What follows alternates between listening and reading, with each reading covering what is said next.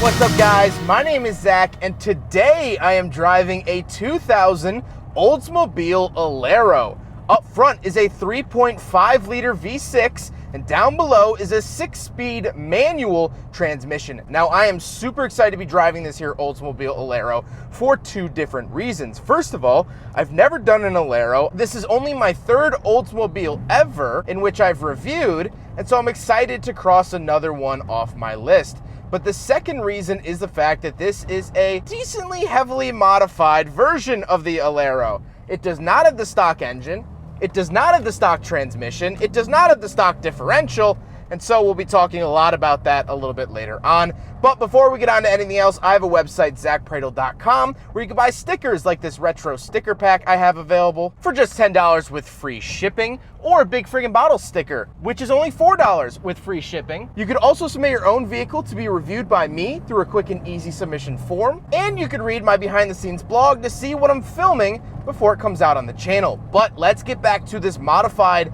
Alero. Up front is that 3.5 liter V6. It's actually out of a 2004 Chevy Malibu and has had a lot of work done to it. It has aftermarket cams, fully custom exhaust, intake, all of the goodies done to it, and you can get a full build list for this car in the pinned comment in the comment section down below. But this is definitely a wolf in sheep's clothing. Second gear here.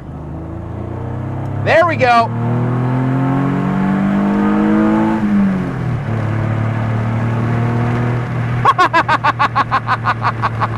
Yeah!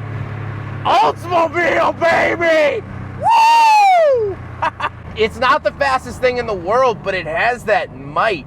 And you know what? This car has so much personality. We'll talk about that later, but oh man, it pulls, and that's fantastic. And the interesting thing about that engine is that it only starts to really come into its own around 4,000 RPM. 4,000 to 7,000 RPM is its sweet spot. That's where you build the power, which is kind of counterintuitive to what you would think about a normal V6. Normally, you make a decent amount of power down low, and V6s kind of die off up at the top. But this, you actually kind of have to drive like a built 4-cylinder, which is very interesting. According to the owner, at the wheels, it makes about 240 horsepower. So at the crank, you can assume upper 200s. Like I said, paired to it is a 6-speed manual transmission, actually out of a Pontiac G6. The Alero was offered with a 5-speed manual back in the day, but it was very rare and only offered on the 4-cylinder option. The transmission I'm not truly in love with. The shifter is a little stuck in the mud, a little stiff. The clutch, a little heavier than I would like. However, for an American vehicle, this is right on par with everything else that GM was doing at the time, and so I can't fault it too much. I personally just prefer the shifter feel of Hondas and Mazdas and Toyotas, a little bit lighter on the clutch side, but this is fine. It's just not my favorite in the world. Last but not least, it is front-wheel drive, and it actually has the differential out of a Saab 9.3 because it is a limited slip differential, and it does have Corvette brakes with Camaro brackets, all of which just bolt on, which is fantastic, and you gotta love the plug and play with GM. With that out of the way, let's talk about the interior, because now we're getting into just regular Oldsmobile Alero stuff. In front of me, I have a bunch of gauges, and actually this gauge cluster is out of an Oldsmobile Intrigue.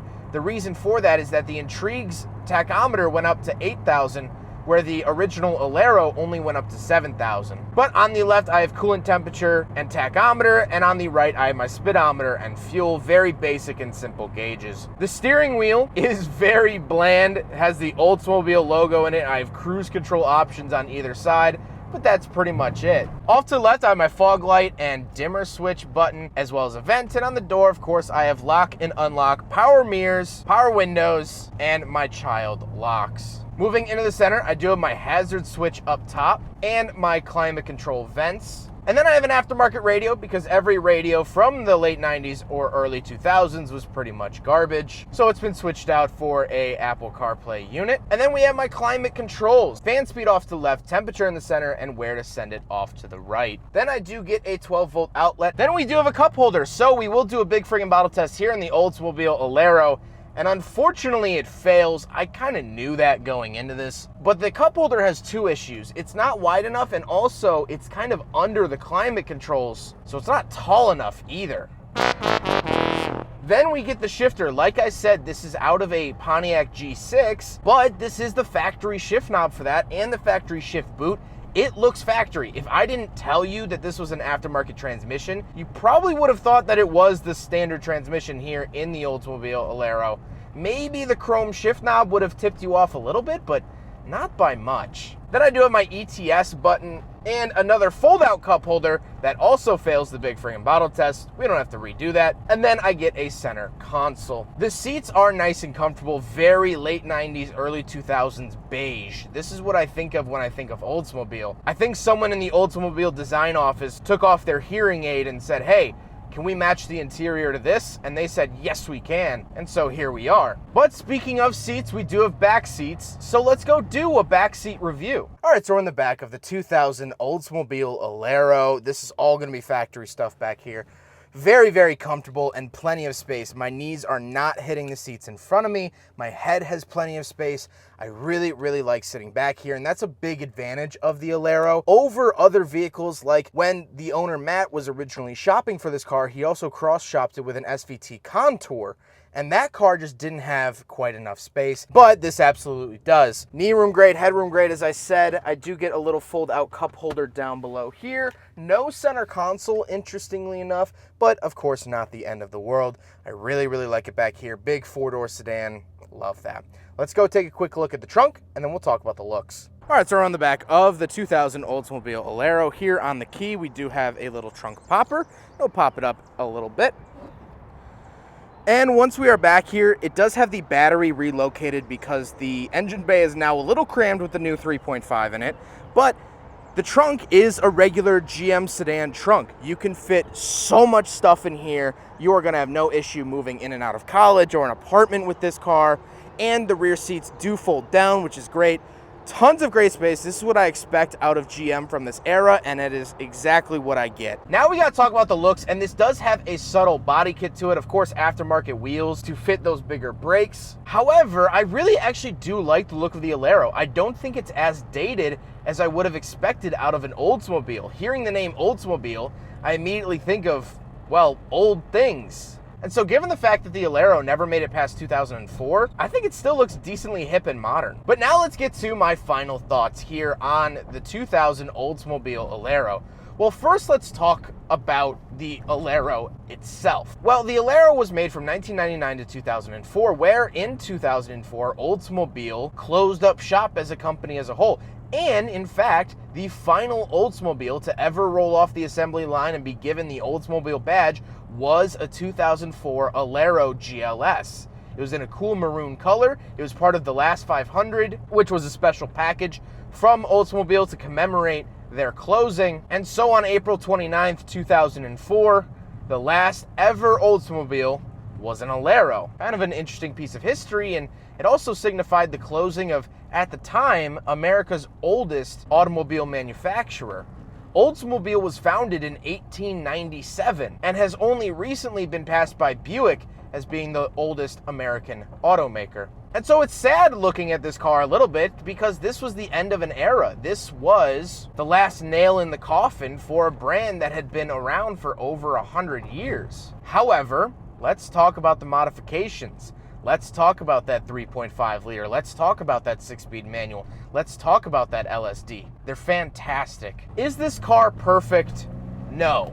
Actually, honestly, pretty far from it. It has stalled a couple of times while driving, and that's just because the ECU isn't quite sure of what it is. The transmission doesn't shift all that well. The engine sounds like a box of rocks at some point. However, if you want a true precision vehicle, you wouldn't modify an Oldsmobile Alero.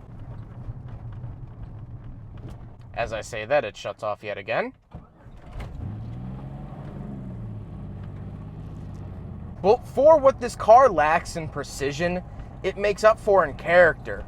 When was the last time you saw even a regular Oldsmobile Alero? Not recently, let alone a modified one. Building one of these cars is not easy to do. This is not a small task. And yet the owner, Matt, has done it. This feels less like a car and more like a relationship, a friend. Think of your best friend right now, whoever that may be. Just think of them and their face and the last time you hung out with them. I'm sure there was something that bothered you about them. There was some weird idiosyncrasies about them. Maybe you can't talk about this topic with them. Maybe they chew with their mouth open. Maybe they can't reply to a text to save their life. Whatever it is, that's what I'm experiencing here in the Oldsmobile.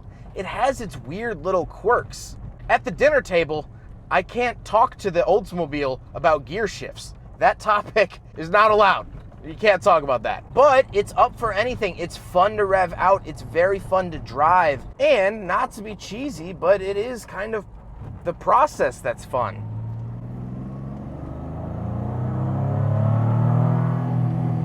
I mean, that's fun too.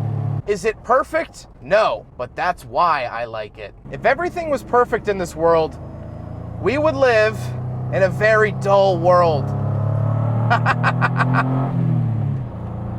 Oh, man. Huge thank you to Matt for letting me take out his Oldsmobile Alero. This has been such a fun experience. Such a cool and interesting car, not only from the modified standpoint, but just driving an Alero, something I haven't seen in my neighborhood in a long, long time. Just so cool all around. I am very appreciative of Matt and all he has done to this car and for reaching out to me, of course. But I hope you guys enjoyed the video. Don't forget to rate the video, comment on the video, and subscribe if you really liked it. Take care, guys.